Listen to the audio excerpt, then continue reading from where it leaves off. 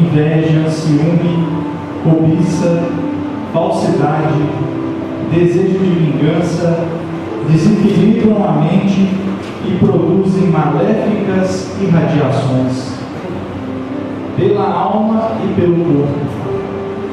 Geram a doença, a velhice, a morte. Levante o seu pensamento. Fuja destes inimigos da paz e da saúde. Se aparecerem, reflita. Resolvem o seu problema ou agravam-o? Confie nas forças que você tem. Pense na bondade divina. Alivie a mente. Agradeça a Deus o momento que passa. Entregar o tesouro da mente ao egoísmo é enveredar pelo caminho que leva à dor. Gotas de esperanças de Lorival Lopes. Sejam todos bem-vindos ao grupo da Fraternidade Marta Filha. Convido todos a fechar os olhos, respirar lentamente, elevando o pensamento a Deus, ao nosso Mestre Jesus, aos nossos amigos e mentores espirituais da nossa casa, a nossa mentora Marta Filha, e pedir um amparo necessário para mais uma palestra dessa noite. Pai que estás nos céus, que santificado seja, Senhor, o teu santo e amado nome.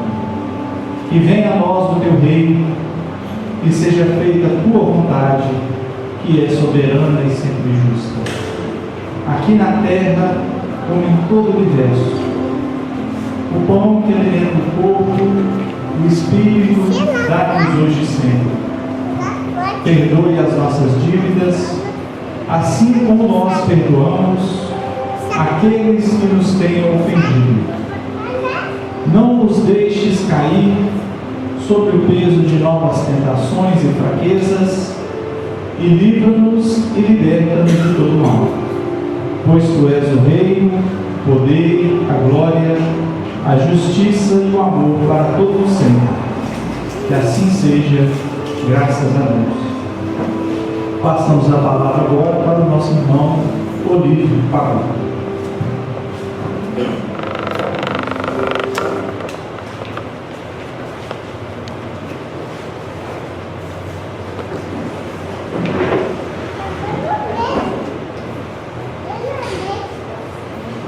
Caríssimos irmãos, que a paz do Senhor Jesus continue reinando em nossos corações. Trazemos para a reflexão da noite, atendendo a programação da casa, a palavra intitulada Os Trabalhadores da Última Hora. Esta parábola ela está no capítulo 20 do Evangelho segundo o Espiritismo, e nós vamos tentar traduzir aquilo que Jesus tem para nos oferecer, porque o Mestre usava sempre esse argumento, essa técnica, para ensinar aos povos da época. Que a parábola é uma narrativa breve, de conteúdo alegórico, que visa transmitir uma missão moral. Certamente Jesus, de olhos para o futuro, sabia de antemão que essas narrativas chegariam até nós já no pleno século XXI e certamente despertaria a atenção de todos que têm a oportunidade de ler e observar o seu escrito. Diz o seguinte: o reino dos céus é semelhante a um pai de família que saiu de madrugada a fim de assalariar trabalhadores para a sua vinha. Tendo convencionado com os trabalhadores que pagariam um denário a cada um por dia, mandou-os para a vinha. saiu de novo à terceira hora do dia e, vendo outros que se conservavam na praça sem fazer coisa alguma, disse-lhes: ide também vós outros para a minha vinha e vos pagarei o que for razoável. Eles foram. Saiu novamente a hora sexta e a hora nona do dia e fez o mesmo.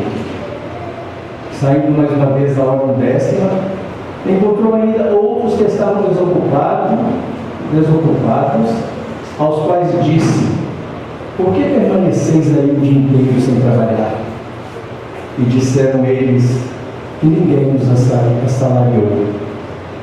E ele então lhes disse: ide vós também para a minha vinha. Ao cair da tarde, disse o dono da vinha àquele que cuidava dos seus negócios: chama os trabalhadores e paga-lhes, começando pelos últimos, indo até os primeiros. Aproximou-se então os que só à 10ª hora haviam chegado e receberam um denário cada um. Vindo a seu turno os que tinham sido encontrados em primeiro lugar e que receberam apenas um denário cada um, e queixaram seu pai de família, dizendo: estes últimos trabalharam apenas 1 hora, e lhes dás tanto quanto a nós, que suportamos o peso do dia do calor? Mas, respondendo, disse o dono da vinha a um deles: meu amigo, não te causo dano algum. Não convencionaste comigo receber um denário por teu dia? Toma o que te pertence e vai-te. Apraz-me a mim dar a este último tanto quanto a ti.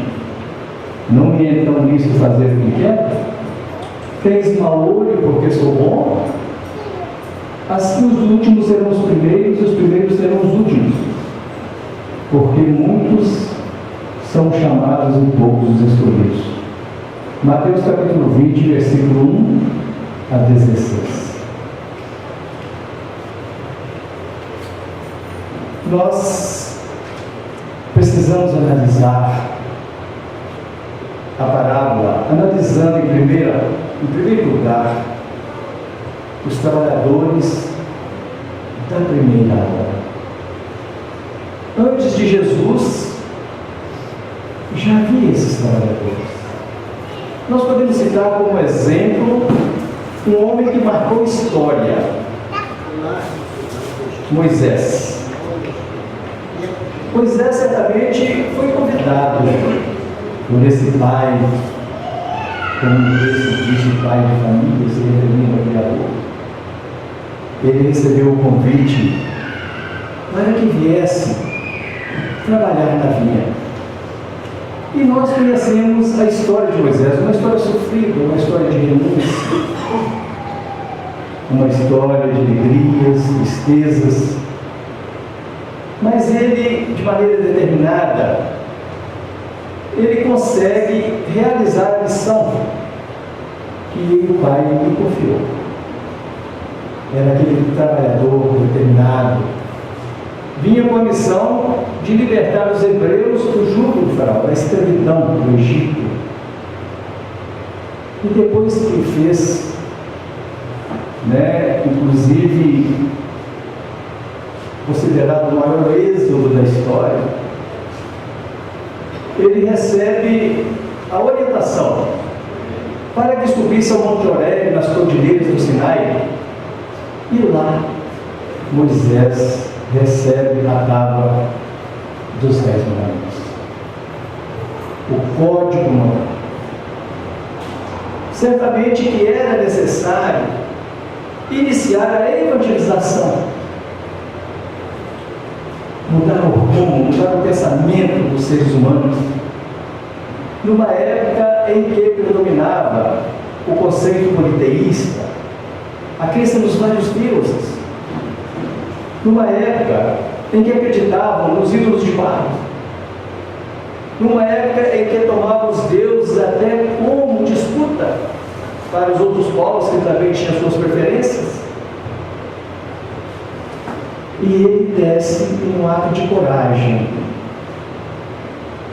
reúne as tribos para iniciar a propagação de Deus. Uma maneira de fazer chegar aqueles corações endurecidos, sem direção, uma situação nova, um convite para que mudassem os seus hábitos. E Moisés, sabemos na história, lendo a história, que ele legislou, criou leis duras de imposição para levar avante a sua missão. É interessante que ele chega no Monte Horebe, chega, como dizer, um homem decidido, resolver as coisas rapidamente, e ele chega nesse local onde ele receberia os 10 mandamentos, a tábua contendo os 10 mandamentos.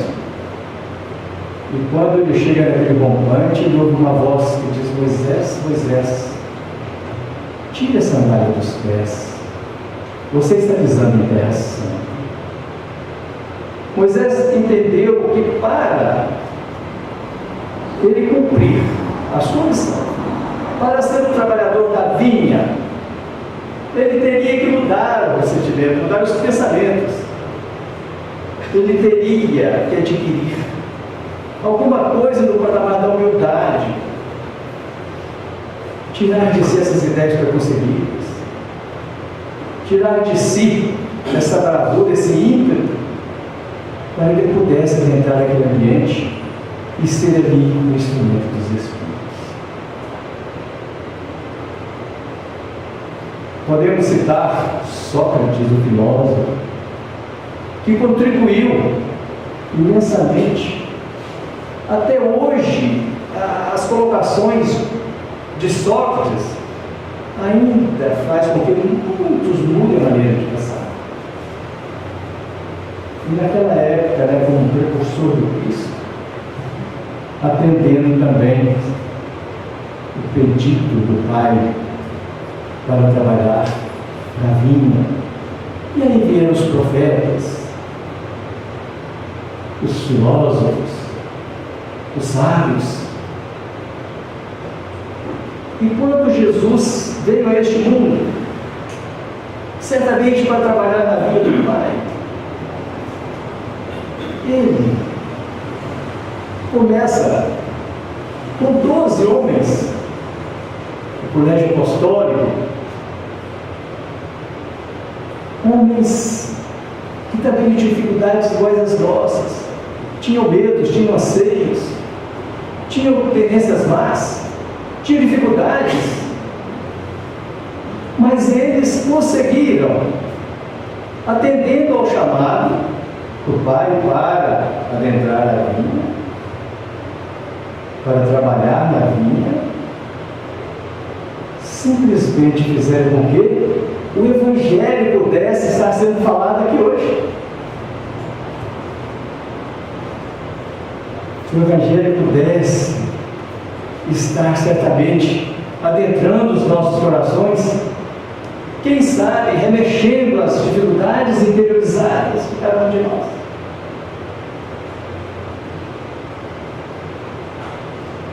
E Jesus contou com os outros 500 da Galileia, uma equipe, porque ele chegava, certamente conversava, dialogava antes, como conversou com os apóstolos, e disse: vem e segue.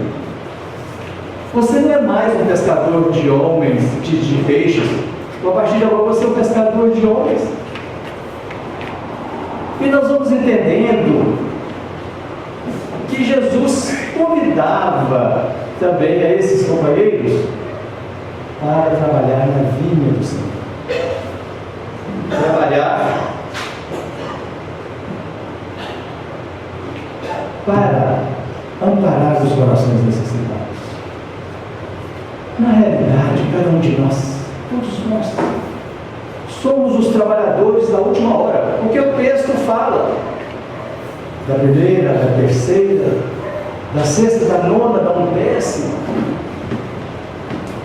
Mas certamente todos nós somos esses trabalhadores convidados para integrar essas atividades e a gente pergunta, mas como? Ninguém me chama. E aí, de repente, nós ouvimos muitos apelos desses companheiros que nos convidam através da intuição. Quantas vezes, intuitivamente, a gente pensa, poxa, um companheiro aguentar, que precisa que eu faça uma visita. Olha só, a gente lembra. Todos nós lembramos. Porque sabemos de pessoas que precisam da nossa presença. E quantos vão atender ao chamamento? Porque de repente eu tenho um compromisso com o futebol, com a televisão, com a novela, mas tem aquele que se levanta e vai fazer a visita àquele necessitado. Eu devo estar devendo muitas visitas. Talvez, cada um analisando a si mesmo, quantas visitas nós devemos a esses companheiros? Pessoas que nós sabemos que estão impossibilitadas e que gostariam muito da nossa presença. Nós podemos contribuir através da assistência social. A nossa irmã Nete Guimarães, ela falou que a população espírita do Brasil é menos de 11%. Se nós temos 204 milhões de habitantes, vamos aí colocar 22 milhões de espíritas, e 1/3 da assistência social, sem ajuda do governo, é de responsabilidade dos espíritos. Olha que interessante. Ela falou isso na palestra. Mas quantos de nós é chamado para entregar o trabalho social? Tem aqueles que aceitam e vão e se entregam ao trabalho e se doam e ajudam, porque essa seara é carente, os trabalhadores são poucos. Nós temos um trabalho aos domingos no Instituto Nosso Lar, onde a gente faz um karaokê com os vovôs, eles cantam, é umas músicas todas que cantam. Cristina, né? O Eduardo, outros aí que certamente já viram. Os vovôs cantam, adoram a nossa presença. E isso se tornou um domingo obrigatório para nós. Mas muitos companheiros chegam e falam, mas eu estou precisando, como eu gostaria de ir? Porque certamente ele já foi convidado de alguma forma, ou intuitivamente, ou por alguma pessoa que falou diretamente a ele, mas às vezes nós estamos lá e tem domingo que a gente não tem como nem aplicar um passe por falta de compromisso. Através da ajuda, dessa ajuda simples desses que nos estende a mão, porque quando nós somos convidados para trabalhar na vinha, essa tarefa, ela se manifesta de várias maneiras. Quantas pessoas nos estendem a mão pedindo ajuda? Quantas vezes nós nos oferecemos e quantas vezes nós deixamos de contribuir porque achamos que o indivíduo ele está simplesmente nos iludindo, porque talvez a sua aparência nos faça pensar assim. Um indivíduo forte, corado, bonito, mas importante. O que esse irmão leva dentro de si? Então esse amparo, né, esse levar um sorriso, é esse levar um abraço, um momento em que nós paramos para ouvir, tudo isso faz parte desses trabalhos que são desenvolvidos na vida do Senhor.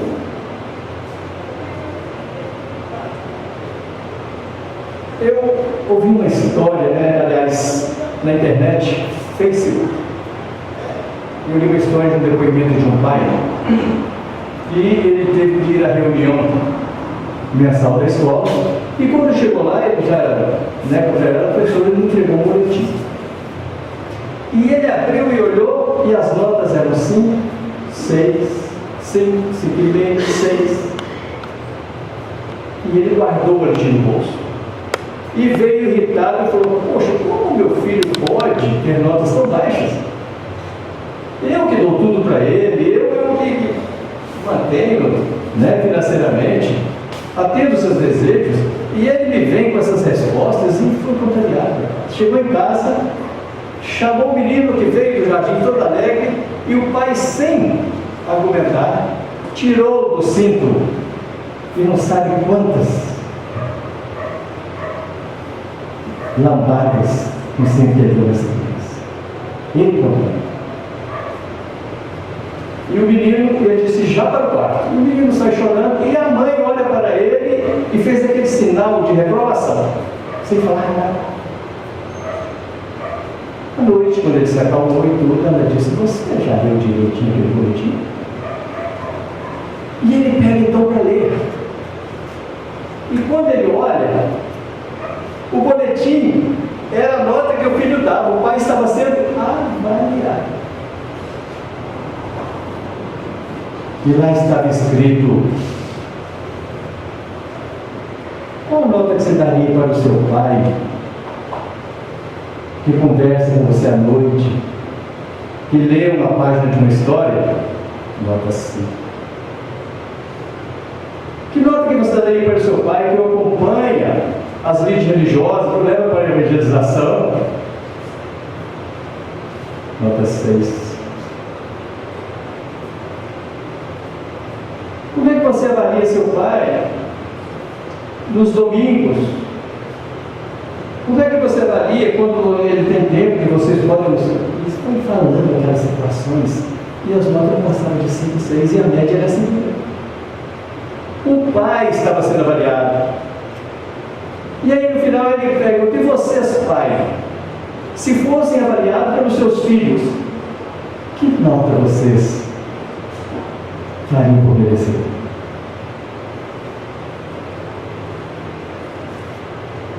Ele corre ao quarto, pede perdão, e os dois se abraçam, e o filho considera e diz: papai, eu te amo. Olha, um pai, uma mãe, são esses convidados para a vida do Senhor, para essa tarefa árdua de educar o espírito, de educar os filhos, que vieram agora sob a sua guarda, sob o seu amparo.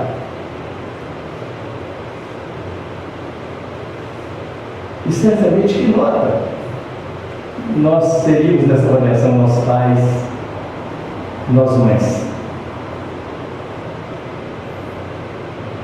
Então, esses trabalhadores da primeira hora, nós citamos, mas nós somos os trabalhadores da última hora.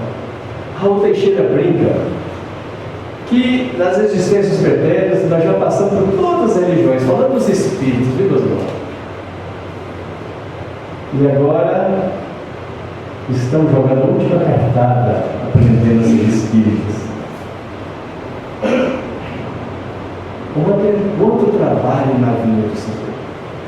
Olha quanto convite que nos é feito para integrar essas tarefas que certamente promove o nosso aprimoramento, o nosso crescimento espiritual, no trato com os nossos irmãos que nós julgamos mais necessitados. Em outro momento, nesse texto a gente vê a justiça divina. A justiça divina. Porque aquele que começou a primeira hora recebeu o mesmo daquele que começou a 11ª hora, a 10ª hora. E aí a gente vai entender que não existe privilégio na criação. Nós podemos até achar que Deus premia uns e castiga outros, mas isso realmente não é a realidade. Deus nos trata igualmente com o mesmo amor, com o mesmo senso de justiça. É esse Pai que faz com que chova sobre justos e injustos, e faz com que o sol brilhe sobre bons irmãos. É esse Pai que respeita o nosso livre-arbítrio. Vamos trabalhar? Vamos. Vamos trabalhar? Não vou. Mas Ele não deixa de amar aquele que disse sim e aquele que disse não. Ele nos ama igualmente, nos oferecendo todas as oportunidades.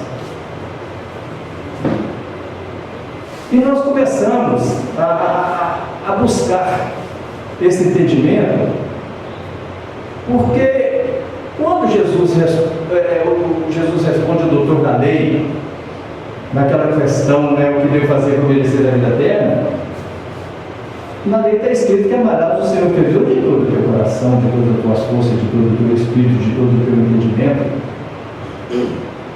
Então nós devemos colocar Deus acima dessas questões pessoais.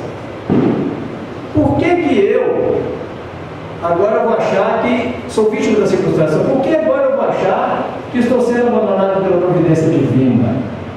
Por que agora eu vou achar que o outro, que eu mereço mais do que o outro? Eu não posso simplesmente questionar as situações. Estou me falando muito aí da novela Eita Mundo Bom. Eu às vezes passo na frente da televisão e escuto assim, sabe? E eu falei que eu não assisti novela, tem uns 4 anos, essa está me prendendo um pouco. E tem uma menina chamada Jerusa, uma personagem lá, que ela está acometida de uma doença, leucemia. E ela fez questionamentos à tia, fez questionamentos ao noivo, fez questionamentos ao filósofo, ao professor. Por que Deus escolheu a mim? Por que Deus escolheu a mim para lançar essa doença? Até que chega uma personagem e diz: olha, você não pode de maneira nenhuma questionar a grandeza de Deus. Ela precisava disso. Ela se sentiu consolada.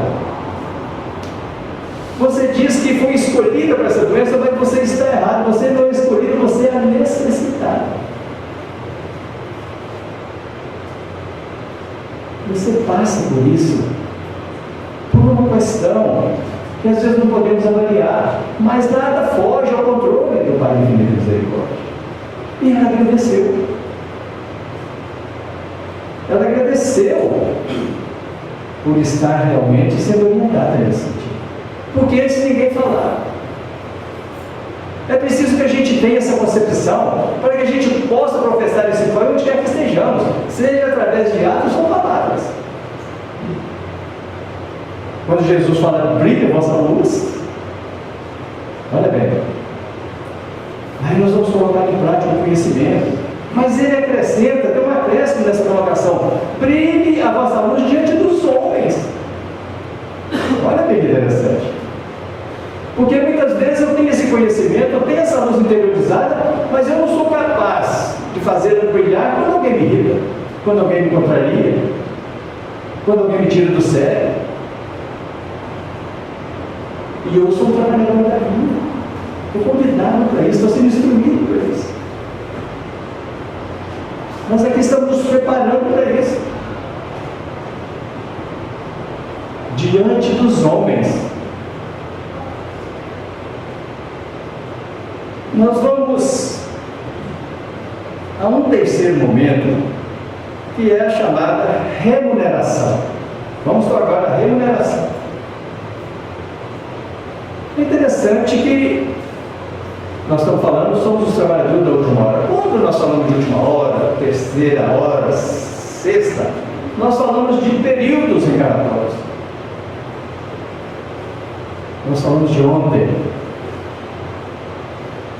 E aí nós podemos falar para entender isso, nós temos que tocar falar um pouco sobre a teoria da reencarnação. Dessas idas e vindas do Espírito. Se não estudarmos isso, se não atentarmos para essa possibilidade, para essas verdades, nós não vamos entender por que ocorrem as desigualdades sociais. Nós não vamos entender porque uns têm tanto sucesso e outros não.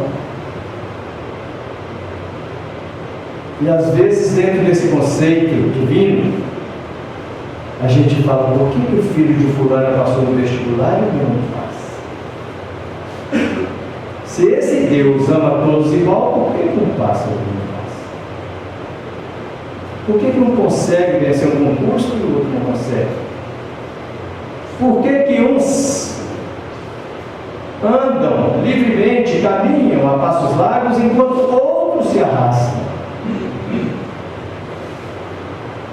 Por que tantas mães que têm os seus filhos em berço de ouro, com toda a proteção, com todo o aparato médico, enquanto outras mães não têm um pano para cobrir a nudez desses que têm um?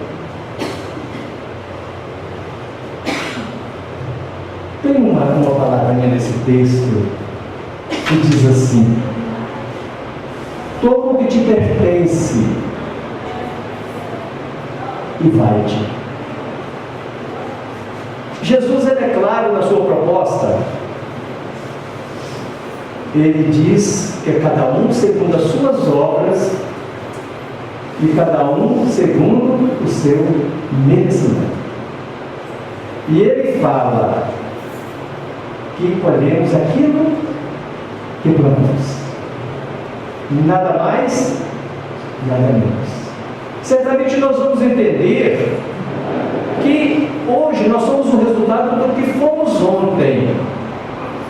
Se não plantamos maçãs, certamente não vamos colher. Se plantamos espinhos, não há como fazer outro tipo de colheita. E aí nós vamos entendendo, né, essa remuneração que nós mesmos criamos para nós. São situações criadas por nós mesmos em função das nossas atitudes de ontem. E agora? Como é que eu vou trabalhar isso? Será que eu vou continuar culpando esse pai? Será que eu vou encontrar desculpismo para a situação que me impôs? Será que eu vou me deixar tomar pelo revolta e pela depressão porque as coisas estão acontecendo?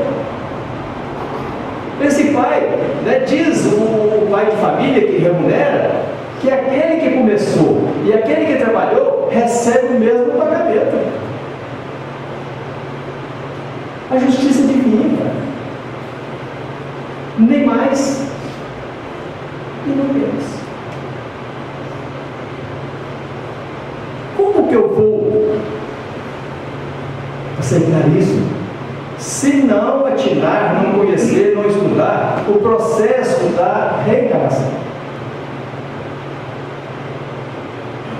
É interessante que companheiros que participam das reuniões de desobsessão, quantos testemunhos de espíritos através dos médiuns, falando da decepção agora no mundo espiritual. Quantos sofrimentos poderiam ter sido evitados se eles tivessem trabalhado com determinação quando tiveram a oportunidade? E olha que nós estamos agora, como trabalhadores, sendo convidados. Vinde.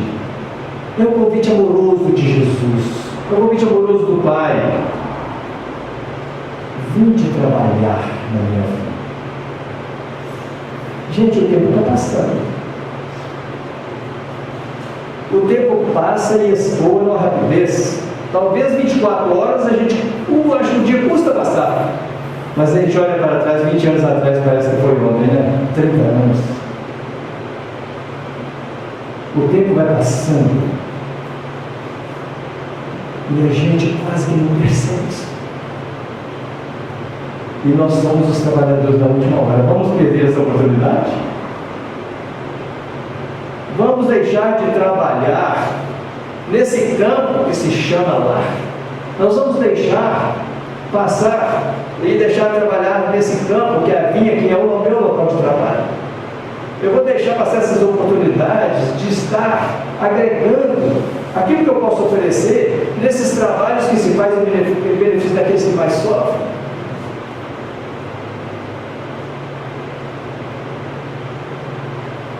como é que nós vamos voltar? Vamos ser aqueles trabalhadores? Mas por que vocês não estão trabalhando? Porque ninguém me ofereceu trabalho. Porque ninguém me assalariou. Porque ninguém me convidou. Será que isso vai servir de justificativa quando tocarmos no mundo espiritual?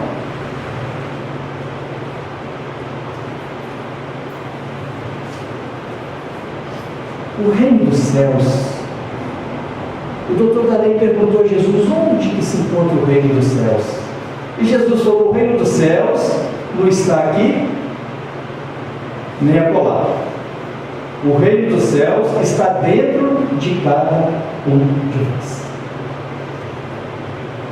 É esse reino que nós estamos estruturando através das reencarnações sucessivas. É esse reino que nós estamos, através do sofrimento e da luta do dia a dia, lutando por conhecer, por interiorizar, por permitir que Ele haja dentro de nós. Na questão 621 do Livro dos Espíritos, Allan Kardec pergunta: onde está escrita a lei de Deus? E os Espíritos responderam: na consciência. A minha consciência é de quantos milênios? De quantos milênios é a minha consciência? Emmanuel fala que nós vivemos séculos incontáveis. Desde que o homem saiu às suas encarnações, primeiras encarnações da forma nominal, ele tem consciência. E a minha consciência hoje, ela me permite definir o que é certo e errado? Eu tenho consciência para fazer ou deixar de fazer? Será que a minha consciência é aquela consciência de Paulo, que, confessando a sua pequenez diante do Pai, ele disse que homem sou eu, que aquilo que eu quero fazer eu não consigo, e aquilo que eu não quero eu faço? Gente, só de Jesus para cá são quase 2000 anos. E que patamar está a maturidade da minha consciência? E o reino dos céus ele vem se instalando na medida do nosso progresso, da nossa luta, da nossa exoração, do nosso entendimento, da nossa... O reino dos céus está dentro de cada um de nós.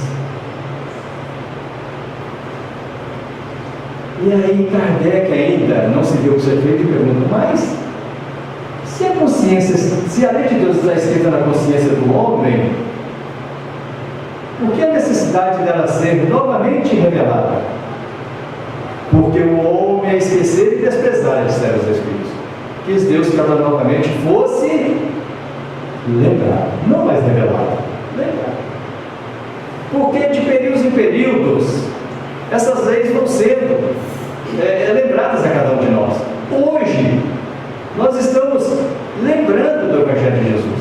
É uma lembrança de coisas que nós poderíamos já ter esquecido. Não que não sabíamos, mas que às vezes fica no véu do esquecimento.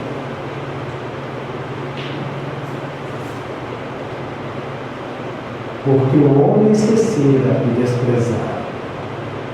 E às vezes nós desprezamos essas leis que estão gravadas na nossa consciência. Mas graças a Deus, já temos uma campainha que indica que estamos no caminho certo. Porque ainda pode existir pessoas que cometem as coisas e nem pensam que cometeram, não estão nem aí. Mas às vezes nós não nos preocupamos. Se somos infelizes com alguém, nos preocupamos. E aí nos leva a recordar a questão 919 do Livro dos Espíritos. Qual é o meio prático e eficaz que tem como para vencer na vida e vencer as más inclinações ou as tentações do mal? Olha, o meio prático eficaz. Prático eficaz. Conhece-te a ti mesmo. E o sábio da antiguidade falou: olha, antes ao deitar, veja se você, nas últimas 24 horas, não foi infeliz com ninguém. Se tiver sido, do outro dia vá lá e peça desculpas, faça as pazes, não deixe isso permanecer. E se nas últimas 24 horas você concluir que foi feliz, pode dormir o sono dos anjos. É assim que o sábio nos aconselha. Às vezes nós temos diferenças travadas com os nossos companheiros que perduram por anos. Mágoas que às vezes poderíamos resolver com um telefonema. Situações que nós poderíamos resolver se tivéssemos a coragem de superar esse orgulho bobo, essa vaidade boba que deixamos enraizar dentro de nós. Se nós tivermos a capacidade de deixar nossa luz brilhar diante dos homens, nós tomaríamos a iniciativa de resolver essas questões para que elas não venham a ultrapassar o alimento. Olha que nós temos diferenças, antipatias que poderiam se resolver, às vezes até dentro do próprio lar. Às vezes até entre namorados, entre cônjuges, que não perdoam situações que aconteceram ontem, que remoem coisas de quantos anos atrás, incapaz de relevar, incapaz de perdoar, incapaz de esquecer, sem nos esquecermos que somos os trabalhadores da última hora. E aí Jesus vem e fala assim: tendes ouvido, olho por olho e dente por dente, mas eu, porém, vos digo: amai os vossos inimigos, orai pelos que vos perseguem e caluniam. Por que Jesus fala isso? Tendes ouvido, porque esse olho por olho, esse dente por dente, essa lei criada por Moisés para intimidar pessoas daquela época, numa situação bem diferente da nossa, não sai, está cristalizado na nossa vida, no nosso psiquismo. Então a gente ainda não aprendeu. Olho por olho, dente por dente, comigo assim, desaforo eu não levo. As coisas têm que acontecer do meu jeito. Ai daquele que me desafiar. E Jesus falou: amai, aconchegai os vossos inimigos. E orai pelos que vos perseguem e caluniam. Porque isso nos leva a ver que mas é tão difícil. Não, então não abraça, então não aconchegue, mas ore por ele. Não deseje mal a ele. E abra o coração, se houver oportunidade, perdoe. Porque na realidade, perdoando o outro, estará perdoando a si mesmo. Por isso que Jesus também fala: muitos são chamados e poucos os escolhidos. Isso nos leva até a recordar a parábola do festim das bodas, que eram 10 virgens que estavam esperando o noivo, que ia chegar à meia-noite. Mas como demorou, muitas gastaram azeite e muitos reservaram. E quando o noivo chegou, parte delas tinha lâmpadas apagadas. E quando bateram a porta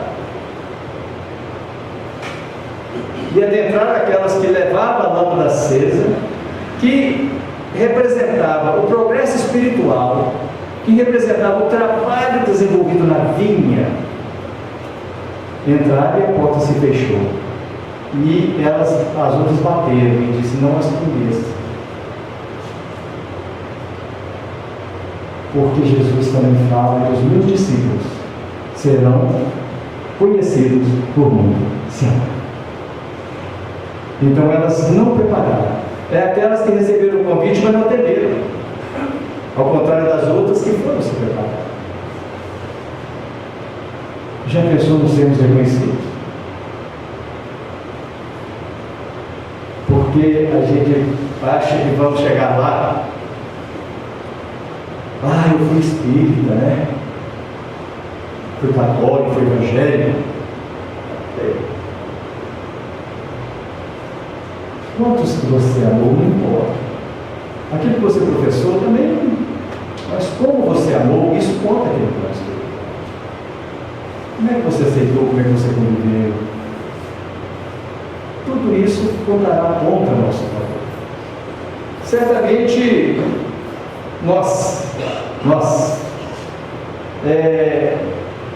a gente estuda o Evangelho de Jesus e parece que ele é muito duro em certos aspectos. Mas o Evangelho é aquela simplicidade. O Evangelho é aquele pãozinho de sal que nós temos todo dia na nossa mesa. É para atender a letrados e letrados. Por isso que todos nós somos convidados, porque as nossas tarefas estão de acordo com a nossa capacidade de realizá-las. Deus não coloca fardos em ombros pesados em ombros fracos. Nós podemos até não assumir a nossa responsabilidade, mas se a oportunidade aparece, é porque nós temos condição de resolver. Não importa de que matiz ela se apresente, nós temos capacidade de resolver. Senão Deus não permitiria.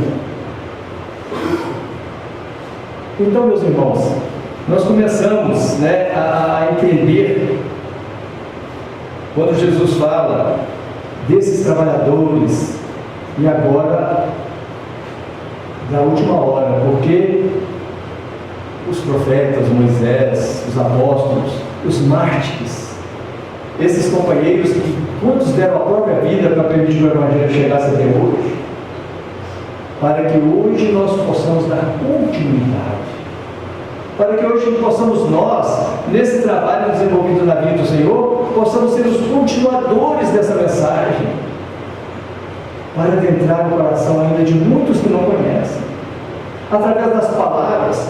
Mas eu não sou expositor, não tenho coragem, não pode. Faça através dos atos, faça através do olhar, faça através de manifestações que possam agradar o outro. Não é só falando que se divulga o Evangelho de Jesus. Nós temos um texto aqui no capítulo 22 do Evangelho segundo o Espiritismo, que fala, intitulado Os Obreiros do Senhor.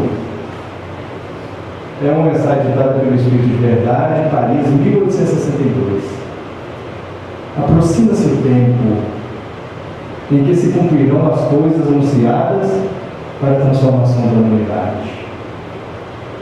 Ditosos serão os que houverem trabalhado no campo do Senhor, com desinteresse e sem outro móvel, senão a caridade. Seus dias de trabalho serão pagos por cêntuplo do que tiverem esperado. Ditosos que hajam dito a seus irmãos: trabalhemos juntos e unamos os nossos esforços, a fim de que o Senhor, ao chegar, encontre acabada a obra. Porquanto o Senhor lhes dirá: vinde a mim, vós que sois bons servidores, vós que soubestes impor silêncio aos vossos ciúmes e às vossas discórdias, a fim de que daí não viesse dano para a obra. O Senhor, porém, lhes dirá: desculpe, saltei, mas ai daqueles que, por efeito das suas dissensões, houverem retardado a hora da colheita. Pois a tempestade virá e eles serão levados no turbilhão. Clamarão: graça, graça. O Senhor, porém, lhes dirá: como implorais graças, vós que não tivestes piedade dos vossos irmãos, e que vos negastes a estender-lhe as mãos, que esmagaste o fraco, em vez de o amparardes?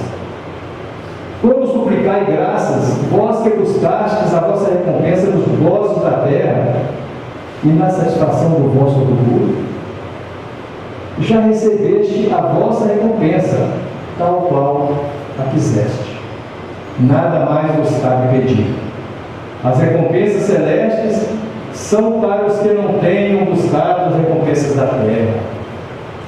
Deus procede neste momento ao censo dos seus servidores fiéis e já marcou com o dedo aqueles cujo levantamento é apenas aparente, a fim de que não surpem o salário dos servidores animosos, pois aos que não recuarem diante de suas tarefas, é que ele vai confiar os postos mais difíceis na grande obra da regeneração pelo Espiritismo. Cumprir-se-ão essas palavras: os primeiros serão os últimos, e os últimos serão os primeiros no reino dos céus. O Espírito de verdade. Então o convite é um convite glorioso. Um convite que certamente vai nos permitir ser felizes.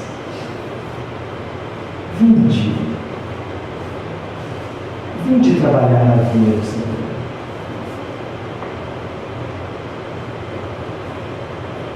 E certamente, sem esperar que venha um anjo para nos convidar, nós vamos saber onde nós vamos trabalhar. Nos nossos relacionamentos, quantas tarefas, quantos mimos, quantas coisas boas que nós podemos fazer para estabelecer esse clima de paz, esse clima amigo, para que nós possamos juntos realizar a obra do Senhor. Ouvimos uma pequena história recentemente daquele pai que chama os filhos e disse: aqui toma uma vara. Deu uma vara para ela, agora quebrou facilmente. E pedindo para trazer outras varas, as ajuntou e disse: agora quebre. E ele, por mais esforço que fizesse, não conseguiu. Nós só vamos realizar essas tarefas a contento para ver terminada a obra do texto, se nós trabalharmos juntos.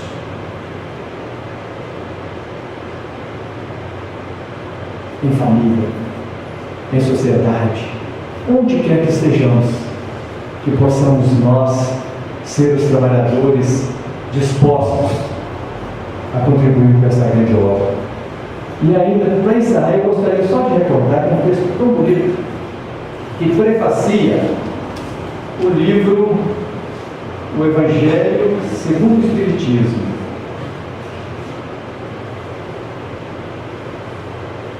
Agora de achar isso aqui, está muito possível, né, ó?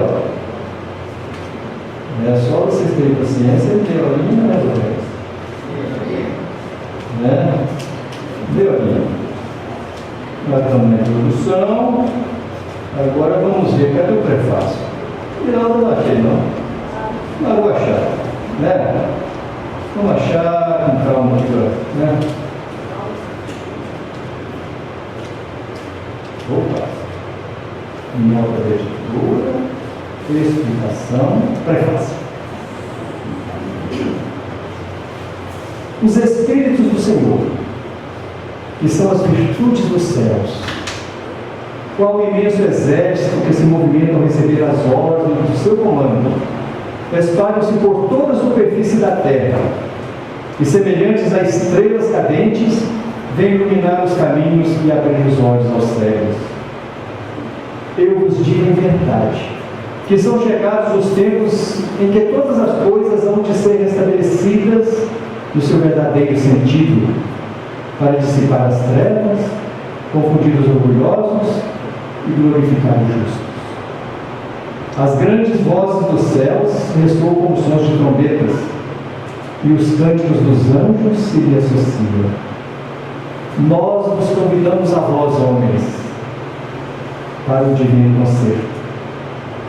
Tomai da lira, fazei uníssono as vossas vozes, e que no hino sagrado elas se estendam no repercuto de um extremo a outro do universo. Homens e irmãos a quem amamos, aqui estão junto de vós. Amai-vos também uns aos outros e dizei do fundo do coração, fazendo as vontades do Pai que está no céu. Senhor, Senhor, e poderei entrar no reino dos céus. O Espírito de verdade. Só para levarmos e meditarmos. O convite é amoroso. Vem trabalhar na vida do Senhor. Que Jesus nos abençoe, nos mostre as coisas.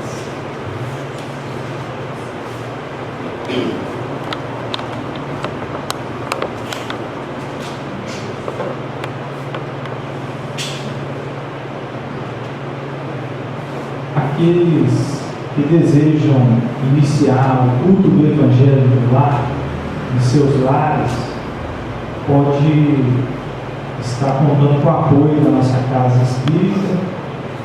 É só dar um nome ali na livraria do Abildinho. Nós vamos nos organizar para poder estar implantando o culto do Evangelho no lar, nos lares. Então, aqueles ainda que não têm o hábito, já não implantou ainda o culto do Evangelho no lar, pode contar com o apoio da nossa casa para poder estar implantando o culto do Evangelho no lar. Já está também no ar também, através do YouTube, o canal do grupo da Fraternidade Marta Filha, e tem várias palestras espíritas para todos nós possamos acessar 24 horas, a hora que a gente necessitar, ir lá, relembrar uma palestra, vai estar disponível para todos nós. Inclusive essa palestra de hoje. Então é isso. Vamos agora então agradecer e em seguida nós vamos passar os passes. Aqueles que sentirem necessidade, pode aguardar, vão ser chamados em seguida. Então vamos agradecer a Deus a oportunidade, agradecemos ao nosso irmão Olívio, que Jesus continue abençoando ele hoje e sempre. Pai de infinita bondade, que estás nos céus e em toda parte, que santificado seja, Senhor, o vosso santo e amado nome, que venha a nós o teu reino, que seja feita a tua vontade, que é soberana e sempre justa, aqui na terra como em todo o universo. O pão que alimenta o corpo, o espírito, dai-nos hoje e sempre. Perdoe as nossas dívidas, assim como nós perdoamos aqueles que nos têm ofendido. Não nos deixes cair sob o peso de novas tentações e fraquezas, e livra-nos e liberta-nos de todo mal. Pois tu és o reino, o poder, a glória, a justiça e o amor para todo o sempre. Que assim seja, graças a Deus. Boa noite a todos.